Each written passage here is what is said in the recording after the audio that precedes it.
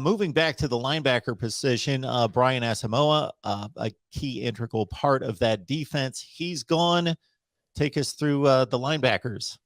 Yeah, well, I think the consensus expectation when you're talking about the linebackers, if you want to pinpoint one thing that everybody considers a certainty, it's that you're going to see a lot of Danny Stutsman in 2022. And I would expect he moves into a full-time starting role, which is a role he probably deserved last season, but things got derailed when he suffered that dislocated elbow against Western Carolina. He had to sit out a few games. And so that kind of derailed what otherwise would have been and still was a really promising freshman season for Danny Stutsman. I think he moves into a full-time starting role, and I think a guy like that in a Brent Venables defense has the opportunity to be truly special. And I'm not saying Danny Stutsman wins a Butkus Award at Oklahoma, but if you're looking for a guy that could be Brent Venables' 5th Butkus winner, I would say the safe money is on Danny Stutsman.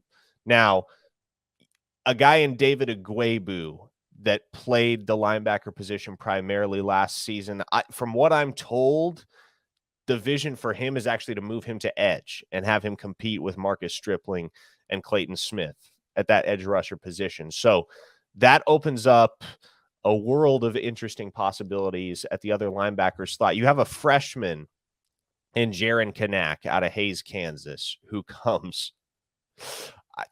I mean, nobody will say a bad word about that kid. And in fact, most everyone you talk to about Jaron Kanak will tell you that kid is a freak. 4.4 speed, stronger than just about anybody in that locker room already as a true freshman. And he's going to have the opportunity to see the field a lot right off the bat. Now, I would figure that, especially by virtue of his speed, Kanak figures into that Isaiah Simmons-esque role that we saw in Brent Venables' defense at Clemson, where you're essentially a hybrid linebacker nickel type of player. At the other linebacker position, I think that's where a really intriguing battle presents itself. If it's not going to be a Agwebu, then you're probably looking at Deshaun White, but you also have Ted Roof's son, TD, the transfer from Appalachian State, in the mix.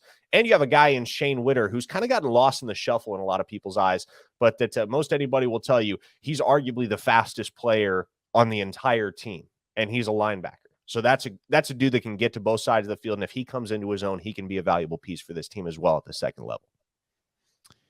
Yeah, Kanak was in the athlete category coming out of high school as the top-rated player in the state of Kansas at 6'2", 210, and 6th-rated player at that athlete position.